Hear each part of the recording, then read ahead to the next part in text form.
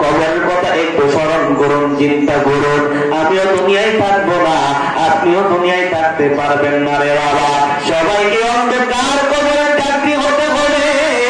এমন একটা কবর, সেই কবরে তোমার বন্ধু যাবে না, সেই কবরে তোমার মা যাবে না, সেই কবরে তোমার বাবা যাবে না। এখন মৃত্যুবরণ করবা, তোমাকে ঘরের খাটের মধ্যে আর শোয়াবে না, মাটির মধ্যে চাটি বিছায়া শোয়া দিবে।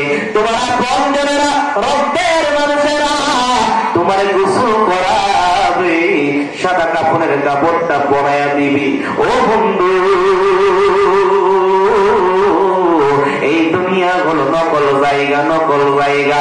আসল ঘরের নাম কবর। সেই কবর হলো অন্ধকার কবর।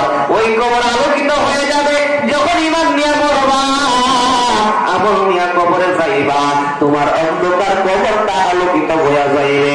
আপনি আমি জীবনে কত গুনাহ করলাম রে বাবা, এই গুনার খবর এই শাহপুরের কোন মানুষ জানে না, কোন মানুষ বলতে পারবে না জীবনে আপনি আমি কি গুনাহ করলাম।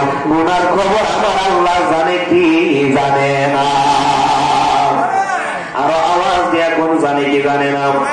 আপনি আমি ছিলাম নিষ্পাপ, বেগুনাহ মাসুম, কোন গুনাহ ছিল না। যেই মাত্র আমরা বড় হইলাম, বুঝতে শিখলাম, গুনাহ করতে করতে এই কলমটা নাপাক হয়ে গেছে, কলমটা অন্ধকার হয়ে গেছে, কলমে ময়লা পড়ে গেছে। মানুষের কলম যখন নাপাক হয়ে যায়, তখন মানুষের নামাজ পড়তে ভালো লাগে না, নবীর দুরূদ পড়তে ভালো লাগে না, নেক কাজ করতে ভালো লাগে না, তখন শুধু গুনাহ করতে মনে চায়।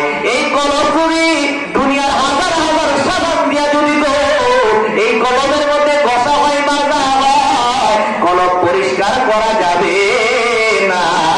এই কলম যদি পরিষ্কার করতে হয়, কলম পরিষ্কার করার এক নাম্বার ঔষধ হলো